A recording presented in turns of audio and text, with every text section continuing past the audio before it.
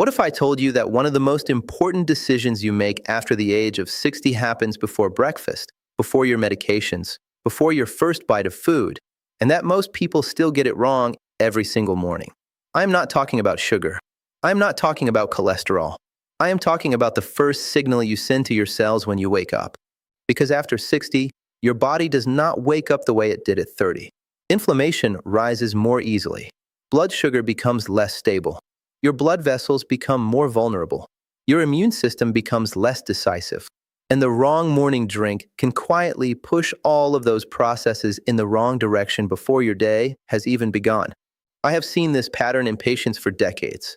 People focus on lunch and dinner, but the damage often begins much earlier. It begins with what they pour into a cup while their body is still in its most sensitive metabolic window of the day. And here is the part most seniors never hear. There is one morning drink, inexpensive, widely available, and supported by clinical research that helps lower inflammation, supports the cells that patrol for abnormal growth, improves the metabolic terrain that dangerous disease depends on, and protects tissue that aging slowly wears down. Most people have heard of it. Very few use it correctly. Fewer still use enough of it to matter. Hi, I'm Dr. Becker. I'm a physician who has spent decades studying metabolic health, vascular aging, inflammation, and the biological shifts that make disease more likely after 60. What I want to show you today is not folklore, not internet mythology, and not another miracle cure. It is a very specific morning strategy built around one drink that has been studied in older adults and linked to measurable changes in inflammation, immune signaling, oxidative stress, and long-term disease risk. In this video, I'm going to explain what this drink is, why it matters more with age, what it does at the cellular level, what the human studies actually show, and the exact way to prepare it so you do not cancel out the benefit by making the same mistakes I see again and again. Quick note before we go further. I hear from people every week who have watched several of these videos and did not realize they were not subscribed. If that is you, take 2 seconds and check. It costs nothing, and it helps this information reach the people who need it most. Now let's start with what is actually happening inside your body in the morning after 60, because that is the foundation for everything else. When you wake up, your body is not neutral. It is transitioning out of the overnight fast. Cortisol is rising. Inflammatory signaling is shifting. Your liver is releasing glucose, and your blood vessels are deciding how flexible or how constricted they are going to be for the rest of the morning. In younger adults, the body handles this transition efficiently. By the 7th decade of life, 3 things become much less reliable. The first is inflammatory control. Many older adults wake up with a higher baseline level of inflammatory activity than they realize. Not enough to feel like an infection, but enough to create a background environment that damages tissue slowly, day after day. The second is glucose handling. Even people who do not have diabetes often develop reduced insulin sensitivity with age, which means the first calories or sugars of the morning can produce a much larger metabolic disturbance than they would have years earlier. The third is oxidative and vascular stress. The lining of your blood vessels becomes more fragile. The mitochondria inside your cells become less efficient. Repair mechanisms slow. That matters because the earliest stages of nearly every major disease of aging, whether we are talking about cardiovascular disease, cognitive decline, excess visceral fat, or the conditions that allow abnormal cells to survive, are shaped by those same pathways. This is why the morning matters so much. The first thing you drink is not just a beverage. It is a biological instruction. It tells your body whether to intensify inflammation or calm it, whether to swing blood sugar upward or stabilize it, whether to create a favorable terrain for repair or an unfavorable one. Most seniors still think the morning is about waking up, appetite, and caffeine. It is much more than that. The morning is a signaling event. And the problem is that many of the drinks people reach for first thing are doing the opposite of what the aging body needs. Sweetened coffee drinks spike glucose and insulin. Fruit juice delivers sugar without the fiber that would slow absorption. Commercial creamers add emulsifiers, seed oils, and sweeteners that worsen the inflammatory burden. Even skipping fluid altogether and waiting hours to hydrate increases stress signals in a body that is already less resilient than it used to be. So when I say most seniors still miss the right morning drink, I mean that literally. They may be drinking something warm. They may be drinking something familiar, but they are not drinking the one thing that consistently supports all three of the systems that matter most in the aging body: inflammation control, vascular protection, and the suppression of the biological environment that abnormal cells exploit. The drink is green tea, and before you dismiss that because it sounds too simple, let me explain why this works. Green tea is not powerful because it is trendy. It is powerful because of a group of compounds called catechins, particularly one called EGCG, epigallocatechin gallate. This molecule has been studied for its effects on inflammatory signaling, endothelial function, oxidative damage, glucose regulation, and the pathways involved in abnormal cell survival and blood vessel recruitment. In plain language, that means green tea influences some of the most important switches that determine whether the body drifts toward disease or away from it. And the reason it is especially useful in the morning is that it arrives at exactly the moment when those pathways are waking up and becoming highly responsive to signals from the environment. What you consume in the first hour after waking has an outsized effect compared to what you consume later in the day. Green tea, taken correctly, can shift that first signal in a direction the aging body desperately needs. The first mechanism is inflammation control, and this is much more significant than most people realize. Chronic low-grade inflammation is one of the defining features of aging. It damages arterial walls, disrupts insulin signaling, interferes with tissue repair, and creates the chemical environment in which abnormal cells are more likely to persist. Researchers measuring markers like C-reactive protein, interleukin-6, and tumor necrosis factor alpha have repeatedly found that regular green tea intake can reduce these inflammatory signals. That matters because inflammation is not just discomfort. It is information. It is a molecular message telling cells how aggressively to grow, how strongly to respond, and how much stress the body is under. When green tea catechins reduce those messages, you are not merely calming the system. You are changing the terrain in which disease either progresses or stalls. The second mechanism is vascular and mitochondrial protection. After 60, the inner lining of the blood vessels, the endothelium, often becomes less responsive. It produces less nitric oxide, circulation becomes less efficient, and tissues receive weaker delivery of oxygen and nutrients. At the same time, mitochondria become less efficient and generate more oxidative byproducts. Green tea helps on both fronts. Catechins improve endothelial function and reduce oxidative damage, which means the vessels that feed your organs remain more flexible and protective, and the cells that depend on clean energy production face less stress. Think of it this way. If your body were a city, your blood vessels would be the roads and your mitochondria the power stations. Aging narrows the roads and weakens the power supply. Green tea helps keep the roads open and the stations cleaner, and that changes the performance of the entire system. The third mechanism is where this becomes directly relevant to cancer biology, and I want to be precise here because precision matters. I'm not telling you that green tea cures cancer. What I am telling you is that cancer does not grow in a vacuum. Abnormal cells depend on a supportive terrain.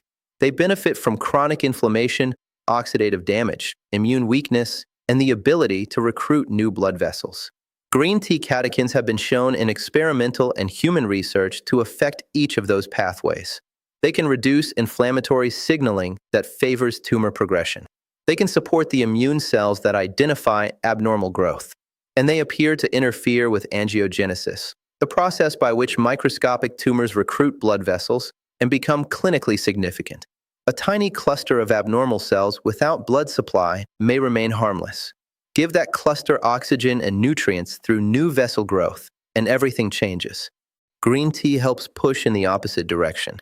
The fourth mechanism involves metabolic control, which is especially important for seniors carrying abdominal weight or dealing with rising fasting glucose. The morning is often when blood sugar begins to climb, particularly in older adults who have developed some insulin resistance. Green tea has been associated with improved glucose handling and better fat oxidation, especially when it replaces sweetened beverages rather than being added on top of them. That means it supports a body that burns fuel more cleanly and stores less of it in the places that matter most, especially around the organs. Visceral fat is not passive. It is metabolically active tissue that releases inflammatory chemicals and worsens the environment abnormal cells prefer. Reduce the forces that promote visceral fat accumulation, and you are doing more than changing appearance. You are changing risk. Now let's talk about the evidence, because theories are useful only if they hold up in real people. Human studies have repeatedly shown that green tea consumption is associated with reductions in inflammatory markers, improvements in endothelial function, and favorable shifts in metabolic risk. In older adults, regular intake has been linked to improved antioxidant status and better cellular resilience against oxidative stress. Population studies following large groups over years have found lower rates of certain digestive cancers among people with higher green tea consumption. That does not prove cause on its own, but when you combine those observations with the known biological mechanisms and controlled trials showing effects on inflammation, vessel function, and metabolic control, the direction becomes hard to ignore. What matters is not one magical study. It is the convergence of evidence. Different laboratories, different populations, different endpoints, and the same general message appearing again and again. Green tea affects the pathways that shape long-term disease risk, and it does so through mechanisms that are highly relevant after 60. There is another reason this matters in seniors, and it has to do with immune surveillance. Most people think of the immune system as something that fights colds and infections. That is only part of its job. Every day your immune system is identifying cells that no longer belong, cells that have picked up genetic damage, cells that are behaving abnormally, cells that in the wrong environment could become something much more dangerous. In younger adults, this surveillance tends to be sharper. After 60, it becomes less consistent. Natural killer cells become less aggressive. T-cell signaling becomes less coordinated. The background noise of inflammation confuses the message. Green tea appears to support that surveillance system in more than one way.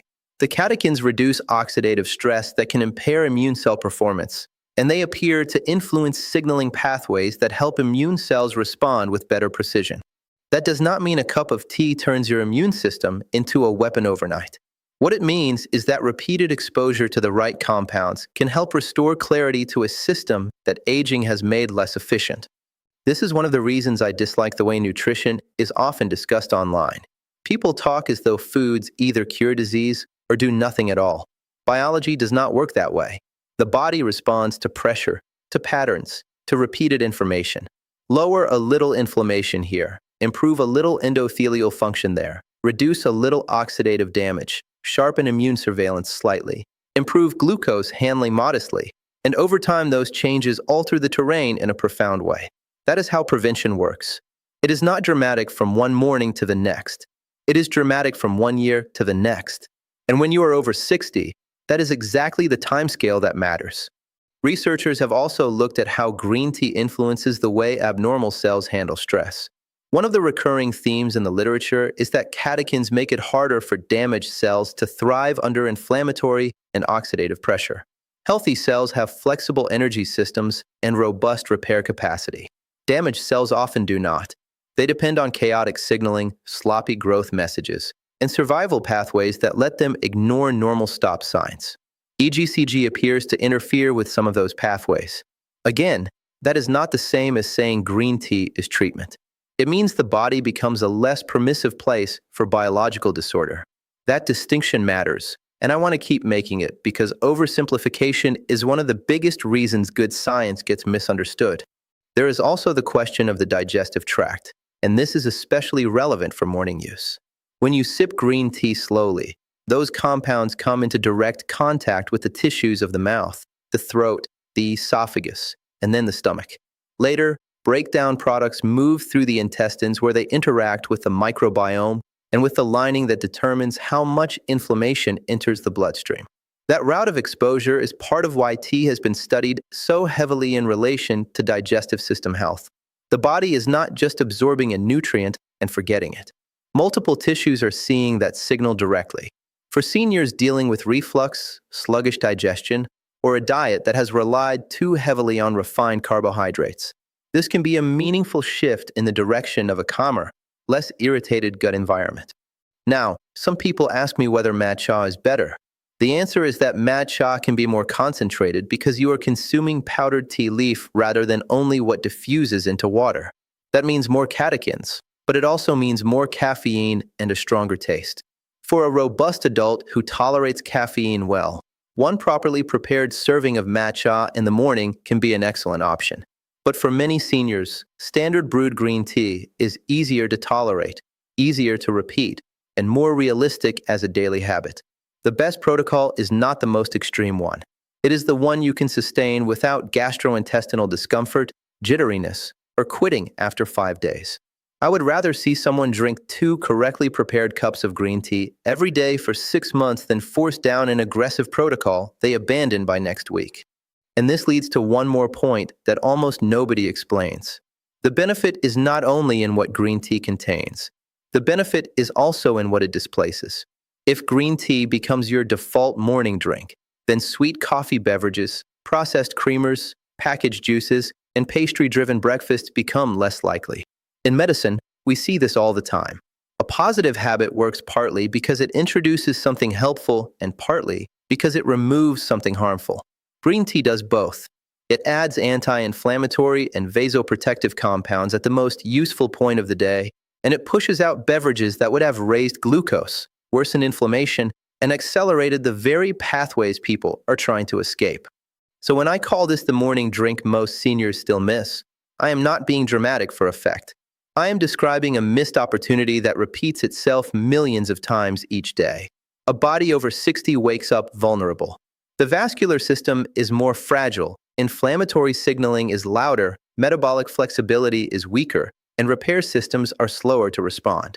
At that exact moment, 1 cup can either amplify the problem or begin correcting it. That is why this matters. And that is why something so simple deserves to be taken much more seriously than it usually is. Give that process 8 weeks, not 8 hours, and watch what often changes first. Calmer mornings, steadier appetite, less bloating, clearer thinking, and the sense that your body is finally cooperating with you again. The protocol matters because most people do not use green tea in a way that produces the effect they are hoping for. The first mistake is temperature. If you pour aggressively boiling water over the tea and then drink it almost immediately, you can damage some of the delicate compounds and irritate the tissues of the mouth and esophagus. The ideal approach is to heat the water until it is hot, but not violently boiling. Then allow the tea to steep for several minutes before drinking. The second mistake is dose. 1 week cup once in a while is not a protocol. It is a habit with no measurable structure. The research-supported range is generally 2 to 3 cups per day, with the first cup consumed in the morning, ideally within the first hour after waking. The third mistake is what people add to it. If you dump sugar, flavored syrups, or sweetened creamers into green tea, you are canceling part of the metabolic advantage you came for in the first place. Drink it plain if you can. If you need softness, a squeeze of lemon is fine. The fourth mistake is inconsistency. The body responds to repeated signals, not occasional good intentions. If you want the vascular, inflammatory, and metabolic benefits, you need repetition. So what should you expect if you do this correctly? In the first week, many people notice something simple but important: steadier energy. Not a stimulant jolt, but fewer abrupt rises and crashes compared with sweet coffee drinks or juice. In the second and third weeks, appetite in the morning often becomes more stable, and some people notice less heaviness after breakfast if they are pairing the tea with a reasonable meal. Over 4 to 8 weeks, the more meaningful changes begin. Inflammatory markers may improve. Waist circumference may begin to shift when green tea is part of a broader anti-inflammatory pattern. Blood pressure and vascular function can improve modestly in some individuals. If the drink replaces a poor morning routine, the benefit is larger because you are not only adding something helpful, you are removing something harmful. There are, of course, people who should be thoughtful. If you are highly sensitive to caffeine, start with a lighter brew or half a cup. If you take blood thinners or medications that require careful timing, speak with your physician or pharmacist about how and when to take them relative to tea. If you have iron deficiency, do not take green tea right alongside an iron-rich meal or iron supplement, because tea compounds can reduce absorption. And if you have an active medical condition or are undergoing cancer treatment, let your care team know about any major dietary changes. Green tea is not a replacement for medical treatment, and I never want you to confuse supportive habits with definitive therapy. But I also do not want you to underestimate what a consistent morning signal can do over time. Aging is not one dramatic event. It is the accumulation of thousands of biological nudges, repeated daily, until they shape the direction of your health. That is why something as ordinary as a cup of green tea can matter more than people think. It lowers inflammatory pressure. It supports the function of blood vessels. It helps create a less favorable environment for visceral fat accumulation and for the biological pathways abnormal cells rely on. And most importantly, it gives the body a better set of instructions at the exact moment the day begins. So if you are over 60 and you have been missing this, start tomorrow morning. Make 1 cup correctly. Drink it slowly. Then build toward 2 or 3 cups a day with consistency. Let your body respond to repetition. Let the benefits compound. If this kind of evidence-based analysis is useful to you, subscribe, give this video a like, and tell me in the comments what your current morning drink is and whether you are willing to change it for the next 8 weeks. In the next video, I'm going to show you the breakfast foods that quietly cancel the benefits of an anti-inflammatory morning routine, even in people who think they are eating healthy. Keep investigating, and I'll see you in the next one.